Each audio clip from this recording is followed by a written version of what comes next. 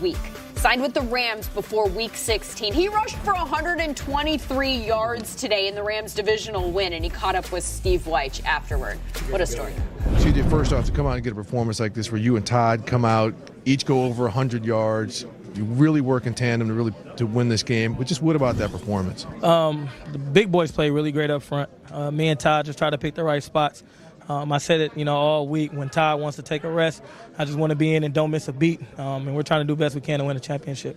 Early in the game, at least especially in the first half, they're putting you in, in the red zone mainly. Was that the game plan coming in, or did kind of the game dictate how you guys are being used? I think the game dictated. I think once I got going off the first couple of carries, it leaned that way, and then next, Todd got going, so it leaned his way.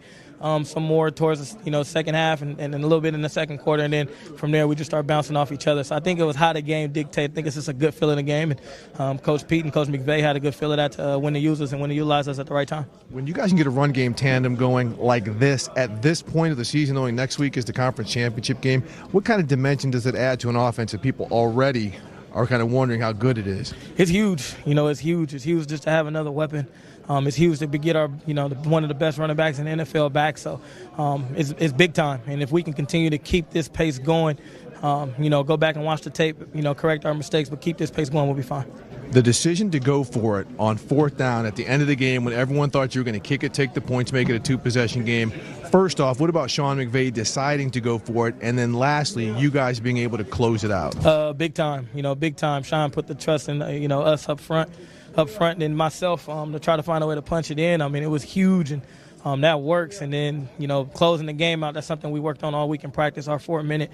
We knew the situation, and it worked out for us. All right, congratulations. Thanks, Steve. He's already got a Super Bowl ring from his time with the Broncos, and now he's still in the hunt for more hardware, having sent Dak Prescott and the Cowboys home with a 30-22 loss at the Coliseum. Dak, though, played pretty well. 20 of 32, 266 yards, a 99 passer rating. Let's hear from him. Not anything I can pinpoint right now. I wish I could. I wish we could have during the game, obviously, to try to fix that and avoid going one for 10, as you said. But you can't win games, especially games like this, crucial games like this, when you have that stat on third down. It's important to keep drives going. It keeps the defense well rested, keeps us on the field, and allows us to have a chance of scoring. When you don't do that, it's hard. It's hard. You face defenses that try to take away Zeke and make you guys undimensional. What made them successful doing that tonight in the first half specifically? You just said it. They did a good job up front, just with their fronts, playing base front, the big guys that they have. You got to credit this team we played. The guys that they have up front, the guys that they have on their defense, just their whole team. So they did a good job. Can you put into words maybe just the emotions of the season coming to an end and in this spot in the playoffs again? Yeah, it's hard to right now at this moment. It's been a great season, obviously, just all the ups, all the downs. The team that we had are 3-5 and being counted out by everyone, but backs against the wall mentality, the way we were able to fight just to get to where we are right now is inspiring and incredible. All the men on this team, I'm proud of this team, but anytime you lose, especially when you know the team that we have and as close as we felt we were, it's not a good feeling. I feel like you missed a huge opportunity here.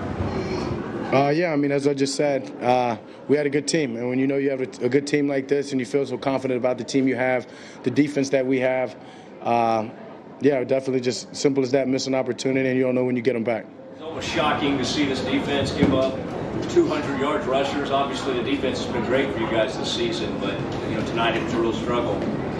I've got my defenses back no matter what. I understand that was a struggle today. I think they would all say that the same.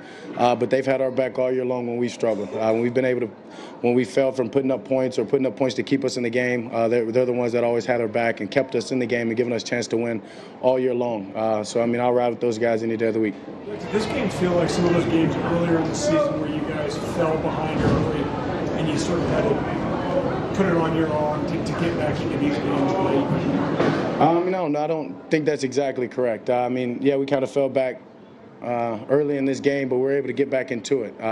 Defense made a stop there in the third quarter. We were able to make it a touchdown game.